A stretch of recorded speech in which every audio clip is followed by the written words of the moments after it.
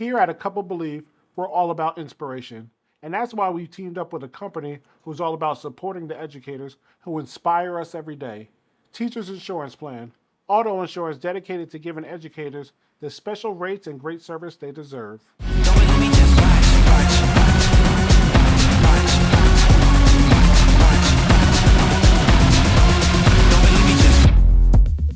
Doug Ellin, I want to welcome you to A Couple Believe podcast. It's an honor to have you on here, brother. Thank you. It's great to see you. I know you grew up on the East Coast, but you're primarily now on the West Coast. But tell me what it was like growing up here on the East Coast and in New York and your family and friends and that grittiness and toughness that we have over here. I mean, it was great. I had my next door neighbor died last week after 38 years in jail. So, people, people think Long Island was just like a little soft town, and for some of us it was. But I had, John Gotti's heroin dealer live next door to me, so it was. But it's still. I mean, we really did have some lunatics and some very successful people that I grew up with who turned out to be successful.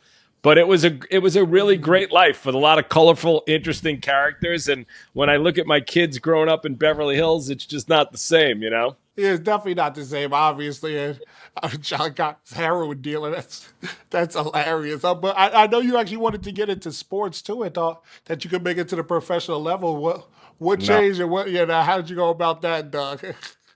I mean, listen. In sixth grade, I was dominant in the Jewish school that I went to. By eighth grade, I was getting the shit kicked out of me. So, my professional sports career ended. Actually, sadly, it was by another Jewish kid who ended up playing Division I basketball at Cornell. But Johnny Halpern, who was a friend of mine, he was playing at the other camp, and I thought I was like a good tennis player, and he just beat me so badly. I quickly realized sports was not my future, except for fun. So I started watching more than playing. Oh, that's awesome, man. And I know the whole goal after that was to become a lawyer and go to law school and this and that. But how did you end up down at Tulane University? Someone from Long Island, New York. Rutgers is right here. How did you end up down in a bayou? You know what? Tulane, there was a lot of New Yorkers who went to Tulane because it was like far enough and different enough away that our parents would be okay with it. My parents, since I was a kid, I wanted to go to UCLA. I loved the basketball team growing up, and I wanted to go to UCLA. And my parents said, "You're not going to California. You'll never come home," which they were right. And they let me go so far as New Orleans, which was, a great town to go to college in. And Tulane was a great school. Football team was absolutely horrific while I was there. Our basketball team was not existent because we got suspended for a point shaving scandal the year before or 2 years before I got there. So sports was not good till I left, and Sean King and Mac Brown came in, and we almost won a national title. But Yeah, I remember that. That's crazy that you brought that up. But tell me what it was like being down there on campus. And was there a big culture shock? I know you said there was a lot of New Yorkers there, but it's a different lifestyle in the South, Doug. you know what? I mean, I would love to tell you that there was some great culture shock. Honestly, it was awesome. I mean, New Orleans, different accents, but has a lot of affinity with New York and the food and the music and just the whole culture. So New Orleans is obviously kind of a city, an urban city. So it wasn't like a culture shock of the South. There were obviously a lot of elements that I got to meet that were different than what I grew up with. But, we all kind of blended and had a great, amazing time.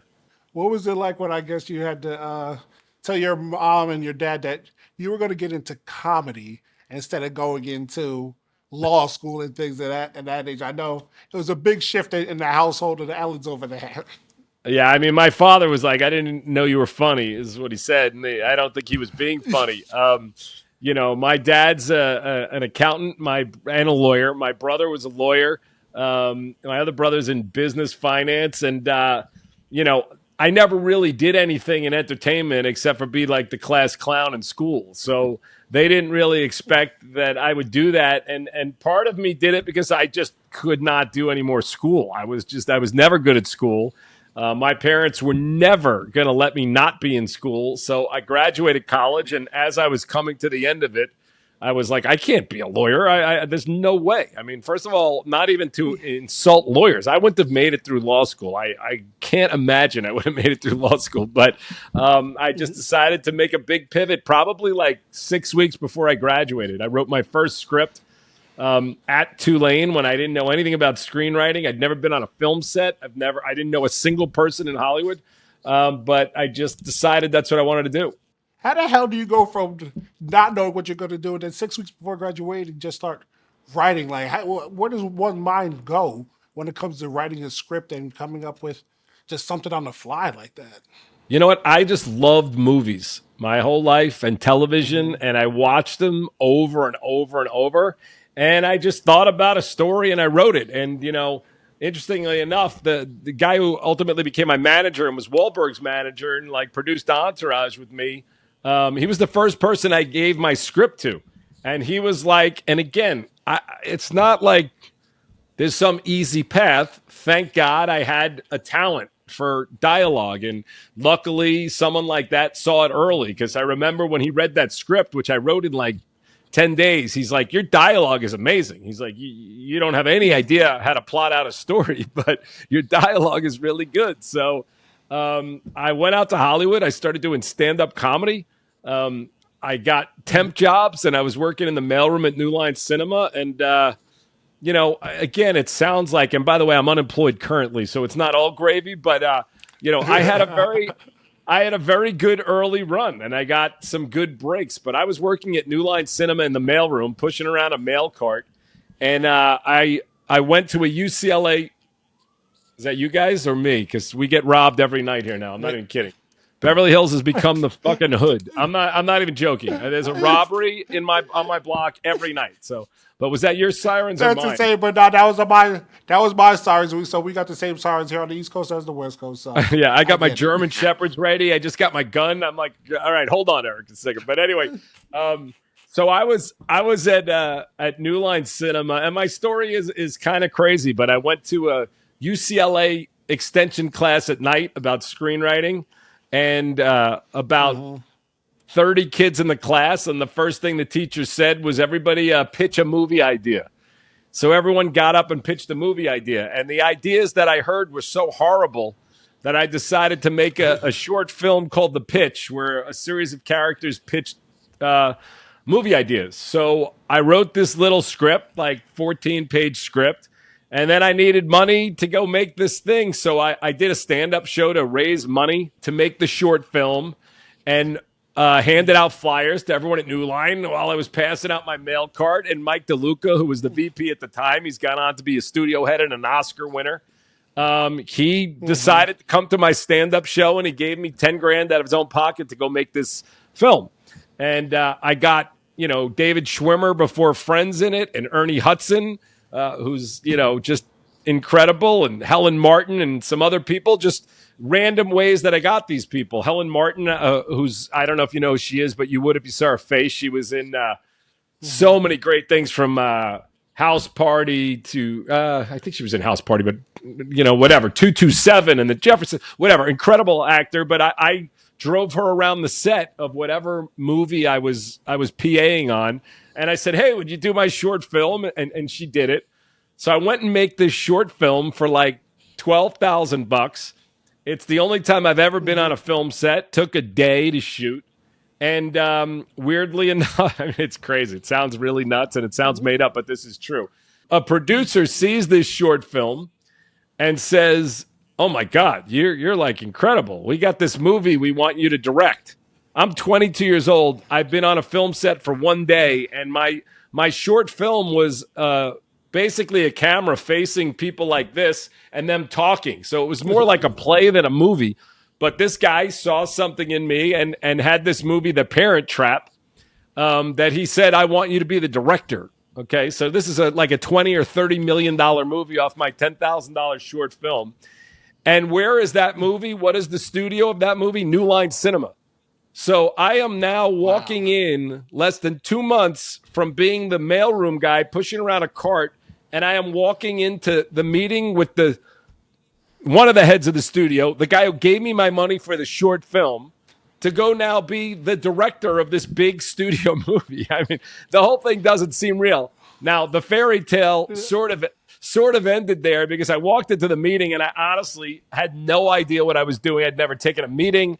I didn't even really know how to direct anything. I just did my short film. And the meeting went so poorly that Mike DeLuca, the guy who gave me the money for the short film, took me to lunch and said, listen, you're going to have a career. It's just not today. And you need to go to film school and learn some stuff. So I ended up going to film school for a year and went from there. That's the craziest thing about that. You say you're 22 years old. This isn't a time where there's not social media where you could be putting up your own clips and things like that. But you end up getting into this guy with Mike DeLuca who believes in you, and you end up getting into the American Film Festival with Yep. these clips. And just I'm in shock on how you go from that to then doing a year of this, and then obviously getting into we'll get into Entourage. But what was that year like in film school, and then adjusting into okay, this is going to be my career now? So film school was okay. I'm not a student, and it was Hmm. more for the connections I made and the people I made. It was great, but it was okay, and it got me a chance to make a couple more short films. But what happened with me, again, it all sounds lucky, but maybe some people saw a talent in me. But I directed another short film, and somehow a producer got a hold of it, called me up, and said, I want you to direct this movie. Exactly the same thing before, except for this movie was instead of a $20 million budget at New Line Cinema, this was about a $100,000 budget with no studio. And that movie was called Fat Beach, which you may know or not. I don't know. So, Yes, yes. and at the time, which is hard for people to believe, but the word PHAT, you can look back to, let's say, 1994. This word is not very Okay. prevalent, and it certainly isn't very prevalent in the white community. And when he called me up and said, I want you to do this movie, Fat Beach, I was like, Fat Bitch? And he was like, no, it's PHAT. And I have no idea what that is. But he's like, I loved your short film. You can make this. I go and make that movie, which is a whole story in itself for 100 grand. We end up selling it to Live Entertainment. It's released on 400 screens. We shot it in like 8 days. Chris Rock is making fun of it in his stand up act, which was great to me at Oh the my time. I'm just a god. kid on the set, and I'm getting attentions. I get an agent. I start getting meetings. My first one being with freaking Ice Cube to do Friday, and I walk in and I swear to you, he goes, Friday. I swear to you on my life, Ice Cube says, I thought you were black. And like, I didn't get the movie. I'm not saying I didn't get it because I wasn't black, but I didn't get the movie. And it obviously became a great movie and a big hit. But, Fat Beach went on to make like 15 million bucks over the years. I made nothing, by the way. I was paid $10,000 for it, but it still plays on Showtime and other places. And that led to the next thing I did, which was a movie called Kissing a Fool, which was again an independent movie I did with David Schwimmer, and I found, I mean, he was in one movie before, but Jason Lee, and we sold that to Universal. Um, Again, wild kind of entourage like story, but I do this movie independently for $1 million. Universal picks it up. They're releasing it on 2,200 screens, which is unheard of for $1 million movie. There's no movie stars in it. And before it comes out, let's say 8 weeks before, I'm as hot as you can be in Hollywood. I'm getting offers. I've got meetings everywhere. I'm this guy. And then the movie comes out and it doesn't do very well. The reviews aren't very good, and I'm dead. Literally, my career is over. I can't get calls back from my own agents. I'm like, I mean, right out of a Hollywood story, I am like gone from on top of the world to nowhere. And I thought about this is now I'm 8 years, 9 years into this business. I've sold 2 movies. I've sold Hmm. number of scripts. I bought a house. I'm about to have kids, and I started thinking about going back to law school. I mean, I'm like, what am I going to do? It's over. And a friend of mine said you should get into TV. I said I don't know anything about TV, and he said just write a script of your favorite show and see what happens. So I sat down, which is crazy to think that this show just ended, but I wrote a Curb Your Enthusiasm script. just my own version of Curb Your Enthusiasm. I gave it to my manager, who's the same guy from Tulane that I've been working with for 10 years, and he represents Wahlberg. And he goes, he loved the script, and he's like, wow, we had this idea. We want to do this show Entourage. You should write it. I'm like, you didn't think about this before I gave you this script? I mean, we've known each other for 20 years. But anyway, so that happened, and then we started on the path of Entourage. So The highs and lows of this story, you said you're at your highest of highs, then you go down to the low of like you're going to go back to law school to see. Okay, the script comes up now for Entourage. Now we got to get into it because obviously everyone knows you for the creation of Entourage. It was the second show I ever binge watched in my life. The first show was The Sopranos, and then I did Entourage. And I'll tell you what, that was a hell of a journey. I remember watching it on my iPad back in like 2011, 2012, fresh out of my injury. So that's tell me that the beginning journey, because I'm sure everyone wants to hear the beginning journey of the Entourage, the writing, and then putting together the cast for that.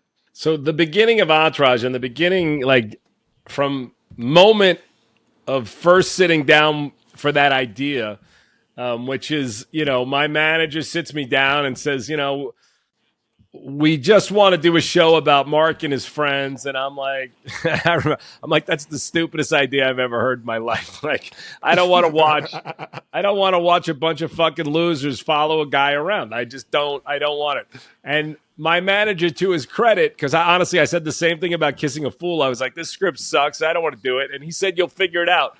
And he said the same thing to me. Like, I remember where we were sitting. He's like, you'll figure it out. And I went home and I just started thinking about it. And again, not that I don't love Mark and his friends, but I was like, this needs to be a family. Like all great shows are a family. And I'm like, how do I make this really something I can work with? And I said, I called them up. I said, listen, I need to make this New York. I need to be able to free reign to do it how I want to do it and this and that. And I don't think they ever thought it was going to go anywhere anyway. They're like, do whatever you want. So I started really thinking about my friends, how I grew up, what I grew up with, and what would it be like if, in some version I was living that life of a movie star with my boys from high school and using elements of Mark's friends too. Mark has a real Johnny drama who's got a lot of similarities to Kevin Dillon, but I really took a lot of Johnny drama from a friend of mine that I grew up with and really went with that as far as him being this down and out actor who couldn't get a break and whatever. But I started writing the script, and again, highs and lows of Hollywood. I worked on a script for 4 months. I hired the head of UCLA screenwriting to help mentor me and go through it. And when I finished, she said, this is one of the best pilots I've ever read. My producer manager said, this is incredible. Wahlberg said, this is incredible. We hand it into HBO. We wait a week, 2 weeks, 3 weeks, 6 weeks. I'm sitting around like, Jesus Christ. And I remember the day. I'm almost always over the last 30 years had 2 German Shepherds, but I was just had a new baby and I'm walking my 2 German Shepherds down to the park, and Steve calls me up, my manager, producer, and partner on it, and he says that they don't like the script. And I was like, what don't they like about it? He said they don't like anything about it. And I was like, what? So we then went through probably 50 drafts of different versions, different characters, different things, and just kept grinding, which, by the way, the script we shot is probably 80% the first script I ever handed in, but it went through so many changes and so many different elements and characters in and out. But we finally figured it out, and they finally said, okay. That's the stuff that people don't know, the behind the scenes business. I remember when I wrote a book, I remember I had somebody write up a chapter, they would send it to me, I would have to read the chapter, like, no, put my edits, and then they would submit it. Then we had to submit it to the publisher, and they'd be like, no, we need more drama here, we need this and that here. Please tell us, that's just a book. You're talking about a TV show with HBO. Tell us a little bit about the inside business and how that works. Well, you're also talking about, I'd never done a TV show. I'd never worked on a TV show. So I was basically treated like my parents were talking to me at all times. It was brutal. I would describe it. And by the way, I mean, just so you know, the inside of the business, at the time, HBO is not only the only game in town to do a show like Entourage, it is the biggest thing there is. Like, to get into HBO, the day we sold that show, which Mark was not there, but Steve and I walked out of that meeting like we owned the world. And what did it mean? They gave me $50,000 to write a script. Okay, sounds pretty good. I'm going to sit in my underwear and write a script. 18 months later, when I'm still working on this script and it's now honestly less than minimum wage in the amount of time that I've put into this thing, I am just grinding and grinding.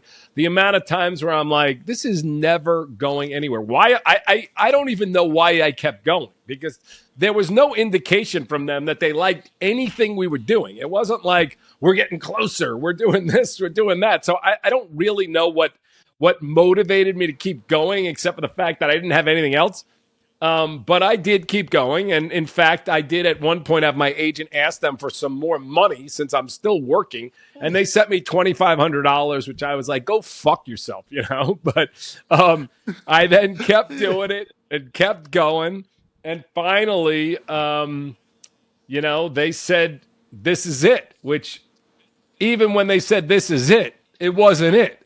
The next thing I know, they're telling me I need to find like a really experienced showrunner to work on the show. Now, I don't realize Oh, that they're having me hire my own boss.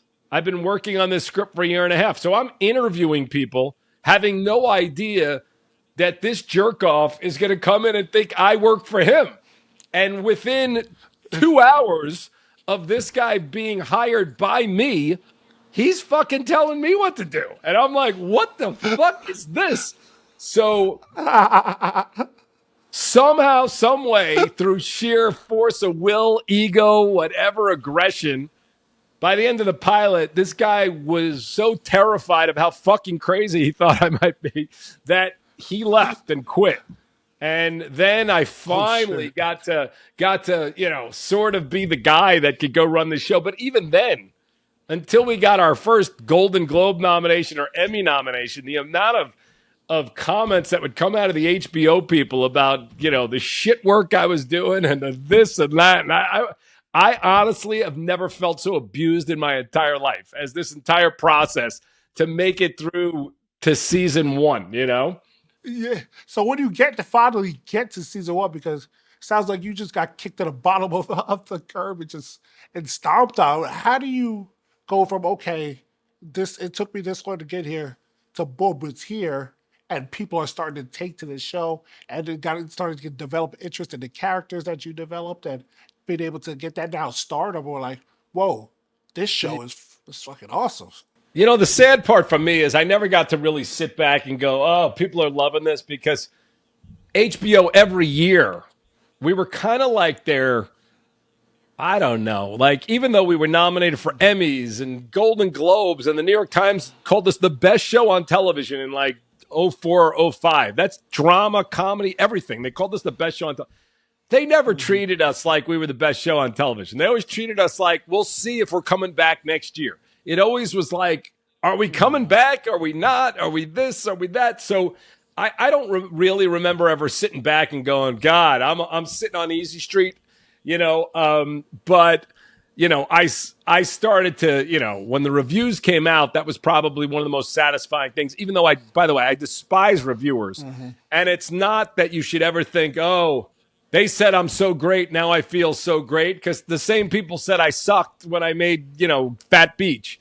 And it was the same guy. And by the way, there's literally lines in Fat Beach that I just took and put them in Entourage. The same exact lines, So I'm like, no one will ever remember that shit. But it is, this business is just, you have to have some talent, but you have to be willing to check your ego at the door. B, grind and grind and grind and hear the word no. And again, the story I just told you, obviously, I had a lot of early success to some degrees, but there are so many setbacks on nonstop levels that make you question everything you're doing. One minute you're like, oh my God, I'm going to be rich. The next minute you're like, oh my God, I'm going to lose my fucking home. How am I going to pay for my kids? What am I going to do? So it's a very, it's a tough business, even when things are going well, Obviously you start to get into seeing that, but you still have HBO and execs all in your ear and things like that, so you can't really enjoy it fully. But it kind of seems like you thrive off of that pressure, though, like the feel of okay, I'm on top, but then I still got people that are not really accepting me to think that where I'm supposed to be. So How were you? I guess did that help you grow even more because you knew that no matter what the people that are paying you, they're still not all the way happy. Yeah, I mean, anger is a big motivation for me when I see people like that piss me off. But I don't want to sit here and say it because I would have written probably 5,000 times more over the last decade if I enjoyed the pressure. I didn't enjoy it all that much. I enjoyed the successes. I enjoyed getting to meet people like you and other great athletes around the world who like the show and actors. But a lot of the negativity of it, I just didn't enjoy. Now that's not to say I complain about it or I would do anything differently except for maybe write some more than I do now. But it's everyone goes through it. There's nobody who, I mean, I wouldn't say nobody. Wahlberg had, he's great, but he had it pretty easy, and he didn't have a lot of failures in his career.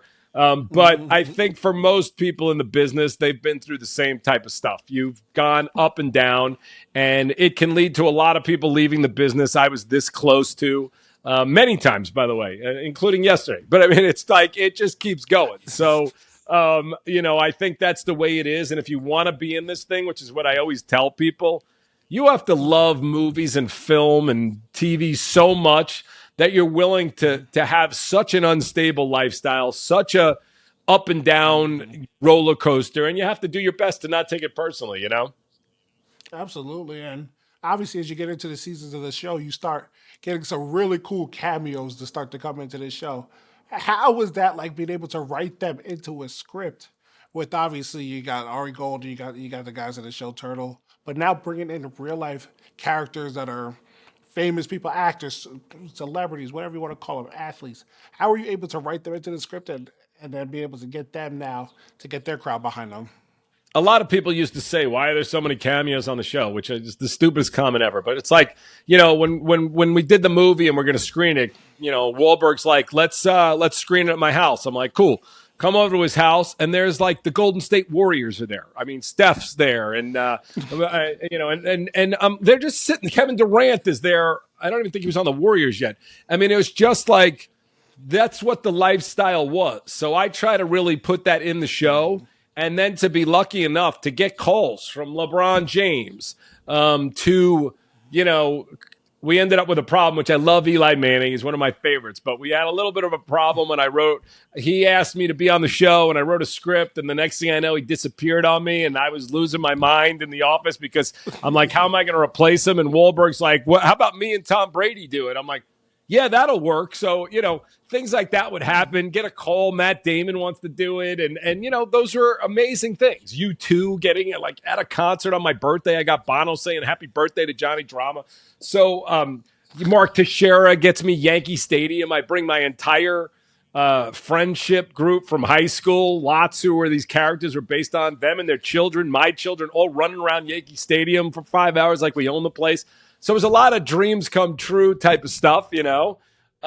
So we got lucky with that because I'll tell you, the first year we couldn't get anybody. Lamar Odom was our first, I think, athlete guest, and thank God for Lamar because nobody was willing to do it. I mean, it was like, what is this show? What is it? But by second season, the athletes especially were all like, I want to be on the show, which was great. It was awesome. I mean, I love seeing all the different cameos, and I know music played a huge role into this as well.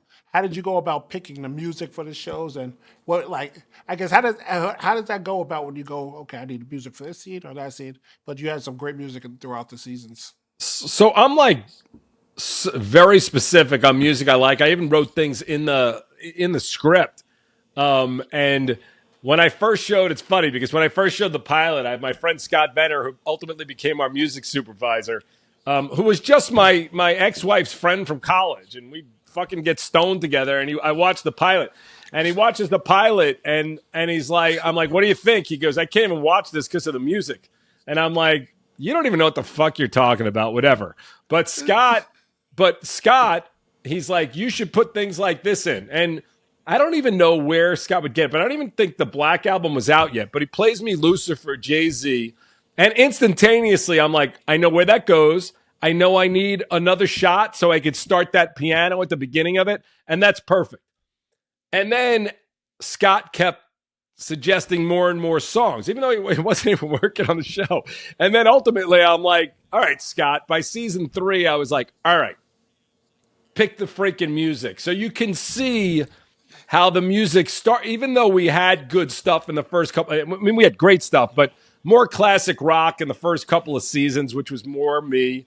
And then we started him finding stuff. I mean, he found, I mean, God, he found Rihanna before she was even released. And he's like, this is the song, which we actually, our HBO wouldn't let us use it for the promo. I forgot what song it was, but it went to #1. It was not even released yet. He's like, this song's #1.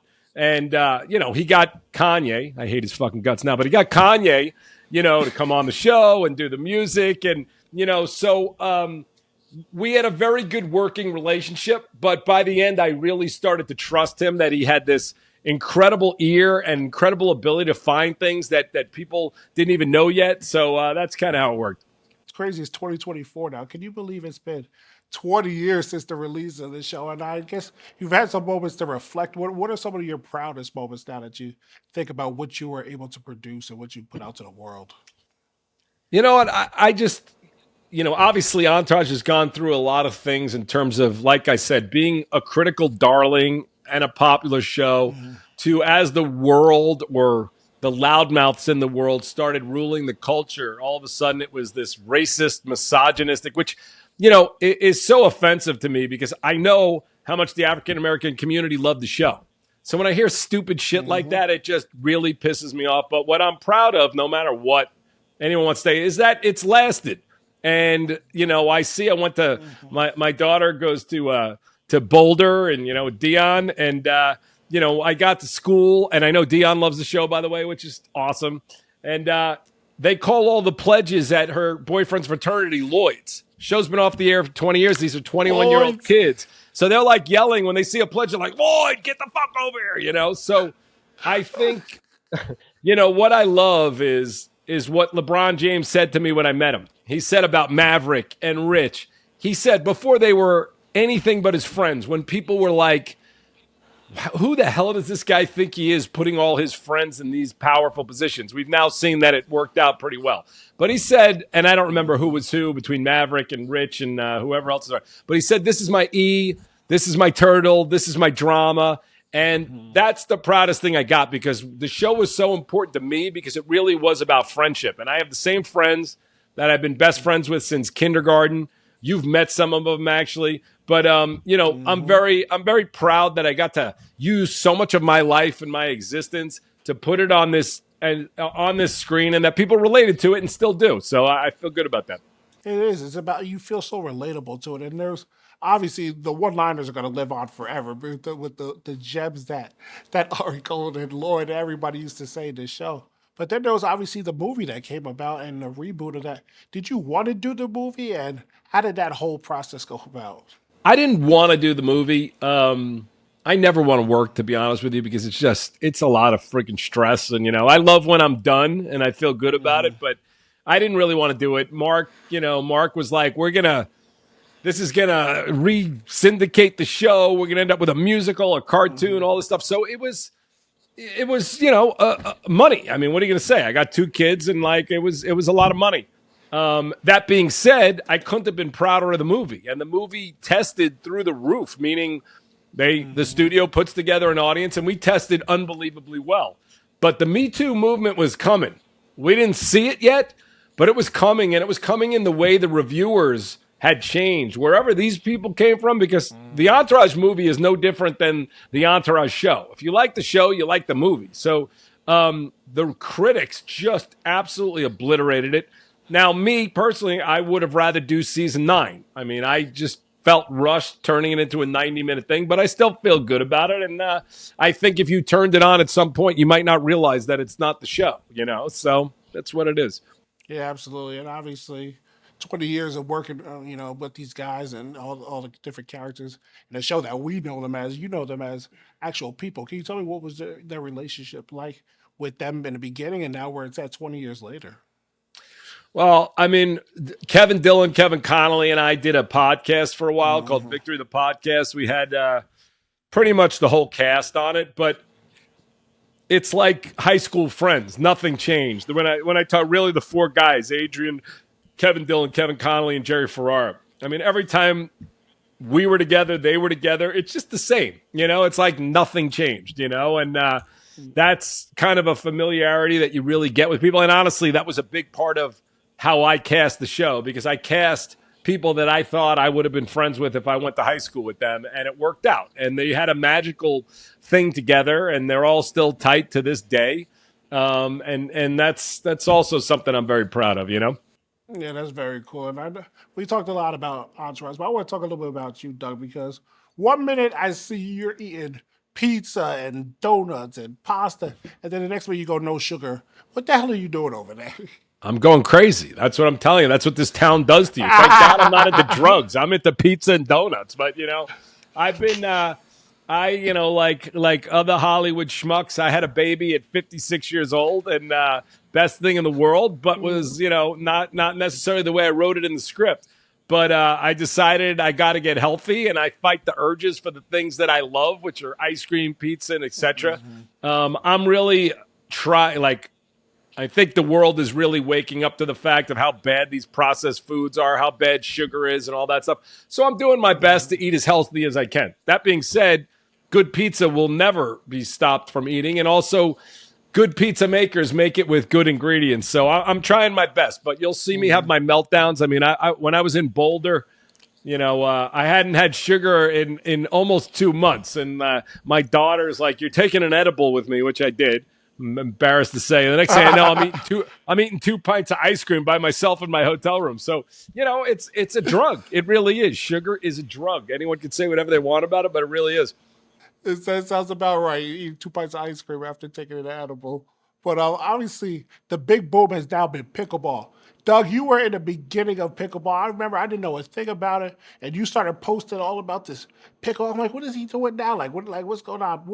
What was the biggest boom about it? I guess what made you want to play pickleball, and now you see how it's taking off, and there's professional leagues, investors, this and that. I feel like you Yeah. were at the forefront of that, Doug. I'm gonna give you your kudos. 100%. I was at the forefront of it, and people were laughing at me for a long time. I'm one of the owners of the Chicago Slice, along with some other people, Look at which is you. which is an MLP team, not quite the value of the Chicago Bulls or the Chicago Bears, or even the Blackhawks, but it's pretty good. But you know, it is a sport that is so social and can be so athletic or can be so nothing. There's not a lot like that. Like, you get on the basketball court, if you have people who are just at completely different levels, you don't want them on the court with you. This sport can be like that, or as you're seeing with the best in the world now, you can rise to a place that is unbelievable. And the first time I played, without dropping names, was with Phil Mickelson. I walked by this court and I see Phil Mickelson. I get on this court, and I was able to do things in this sport that I could never do on a tennis court. And then I was able to play with tennis players and play well against those tennis players that I would never be able to play tennis with. So, I just went to Cognac, France, where this great family who founded WebMD have this incredible chateau in the middle of Cognac, France, and they put two pickleball courts in the middle of the vineyards of this place in Cognac, France. Like Hennessy's across the street from them, and this one's across, whatever. And incredible. They had 30 people invited to this house, and 90% of the daylight hours was the entire place was on the pickleball court, either playing, having drinks around the court. So it really is this. It's an incredible. Most of my friends out here now are friends of mine from pickleball play. I've been lucky enough to play with Mookie Betts and a lot lately, and all the athletes are into this. Golden Tate I played with, and Russell Wilson, and this one and that one. So it's an incredible thing for, like you said at the beginning of this, for a guy like me who can't compete with the athletes, in those sports. I can do it in this one. So, and that's not to take away from how athletic it can be, because the best guys in the world are unreal. So, Yeah. It's unbelievable how many people are playing. This was you. I was seeing playing, and our guy who works on our social media, John Archibald, told me about pickleball way back when, and I was just like, what the hell is this? And now it is all over the place. Yep. I said, Doug, what's next now? What are you working on? What's going on? I know you, like you said, you have a young daughter now in your life. You got your two older kids. Wife Sarah. Like what's next for your life, Doug? We'll see. I'm doing podcasts, and I did a pilot with Charlie Sheen and Martin Sheen and Kevin Connolly and Kevin Hmm. Dillon and a bunch of other people with my whole Entourage crew, trying to sell it. The business is very challenging right now. They're not making a lot of stuff. The money that was flowing 3 years ago or 4 or 5 years ago, is really dried up, and it's challenging. But we'll see. That's what I'm doing, and if not, I'm going to play a lot of pickleball. Well, I know whenever you do enough more cameos, you better put me in there. I got whatever you're writing, I'm in. Don't even tell me. Just tell me where I need to be and give me a line or two, and then I'm gonna freestyle the rest because I can't remember You, lines for nothing. you're in, and I'll send you the trailer for the pilot after we get off. That's awesome. And, a few more things for you, Doug. I know you're very, love to, speak your mind about certain topics going on in the world and things of that nature. I know you love to be, voice your opinion on everything, the craziness that's happening in the world. I guess, where did you feel like, I guess you felt that you had the platform that you wanted to do that in? Just expressing yourself to the world because I know we're living in crazy times, Doug, and I want to give you, just a moment to be able to talk about that. Yeah, you know what? I mean, like, yeah, I express it. It's like screaming at the sky. It's kind of, we see what's going on in this country, the divisiveness, and then the divisiveness inside the groups that I thought were all together has been something that's been pretty unbelievable to me. And watching, social justice that I was always all about turn into certain groups it's for, and other groups it's not, and this one and that one. So it's been a pretty scary, eye-opening world the last decade. I would say it's really we've seen just a change in this country that I find very scary. I don't think it's improving a lot of things. I think it's making things a lot worse. And I think the 24-hour news cycle and the social media and COVID has really isolated a lot of us and turned a lot of people against each other, which who would have ever thought this would be the case? But Hmm. hopefully it'll turn, let's hope, Absolutely. And, well, yeah, I got to give a shout out to our sponsors, the Teacher Insurance Plan in New Jersey. And they're all about empowering educators and being able to, highlight the educators in this world that are raising, obviously, the kids that are growing up to the next generation. So I wanted to ask you, Doug, is there anybody specific, whether if it was in school or screenwriting, that you wanted to shout out that really had an influence on your life that took you to that next level to where you are today? I mean, I don't know if anything took me to the next level, but I had a teacher at AFI, even though I didn't really like being at school there. But I had one teacher, Stuart Rosenberg, who directed Cool Hand Luke and many, many other things. He's sadly passed away. Just such a brilliant guy.